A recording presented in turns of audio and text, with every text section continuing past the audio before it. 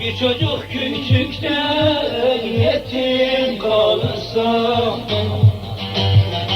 yaralar yaralar yaralar beni. Bir karın gurbetten mahzun olursa, yaralar yaralar yaralar beni. Yaralar yaralar yaralar beni.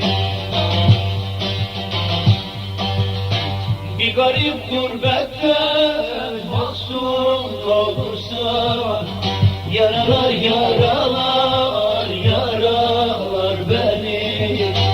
Yaralar yaralar yaralar beni.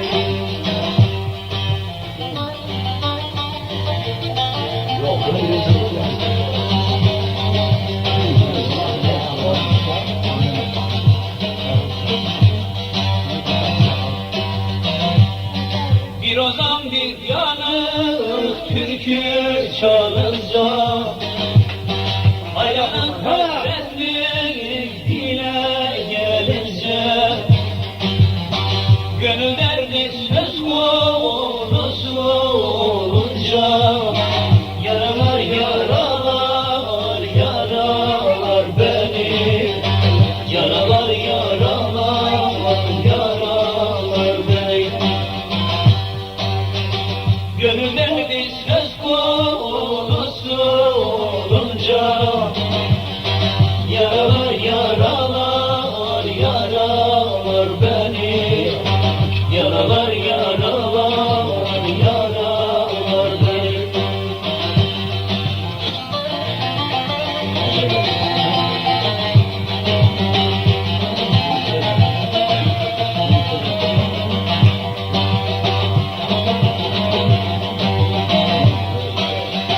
Fakirin çektiği yokluk belası, çok sürünür ama durmaz çilesi. Mazluma değdikçe zalim sillesi, yaralar yaralar yaralar beni. Yaralar yaralar yaralar beni. Mazluma değdikçe zalim sillesi, yaralar yaralar yaralar beni. Yaralar yaralar yaralar beni.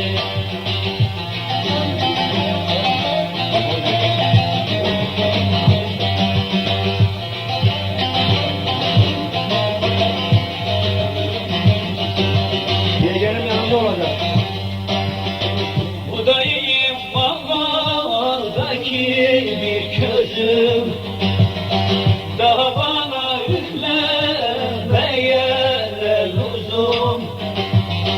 Güvendiğim yere geçmezse sözüm, yaralar yaralar yaralar beni.